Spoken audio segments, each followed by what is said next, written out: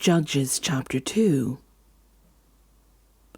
The angel of the Lord went up from Gilgal to Bochim, and said, I brought you up out of Egypt, and led you into the land I swore to your ancestors. I said, I will never break my covenant with you, and you shall not make a covenant with the people of this land, but you shall break down their altars. Yet you have disobeyed me. Why have you done this? And I have also said, I will not drive them out before you. They will become traps for you, and their gods will become snares to you.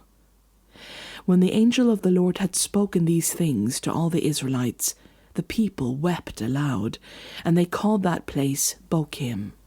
There they offered sacrifices to the Lord.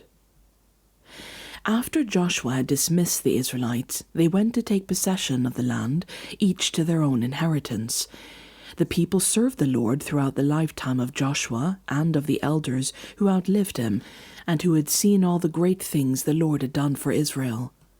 Joshua son of Nun, the servant of the Lord, died at the age of 110, and they buried him in the land of his inheritance, at Timnath-Heres, in the hill country of Ephraim, north of Mount Gaash. After that whole generation had been gathered to their ancestors, another generation grew up, who knew neither the Lord nor what he had done for Israel. Then the Israelites did evil in the eyes of the Lord, and served the Baals. They forsook the Lord, the God of their ancestors, who had brought them out of Egypt. They followed and worshipped various gods of the people around them. They aroused the Lord's anger because they forsook him and served Baal and the Ashtoreths.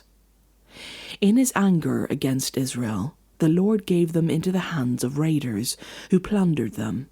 He sold them into the hands of their enemies, all around, whom they were no longer able to resist. Whenever Israel went out to fight, the hand of the Lord was against them to defeat them, just as he had sworn to them. They were in great distress. Then the Lord raised up judges, who saved them out of the hands of these raiders.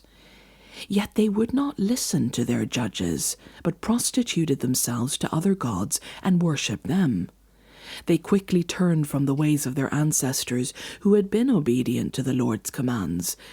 Whenever the Lord raised up a judge for them, he was with the judge and saved them out of the hands of their enemies as long as the judge lived. For the Lord relented because of their groaning under those who oppressed and afflicted them. But when the judge died, the people returned to ways even more corrupt than those of their ancestors, following other gods and serving and worshipping them. They refused to give up their evil practices and stubborn ways. Therefore the Lord was very angry with Israel and said, Because this nation has violated the covenant I ordained for their ancestors, and has not listened to me, I will no longer drive out before them any of the nations Joshua left when he died.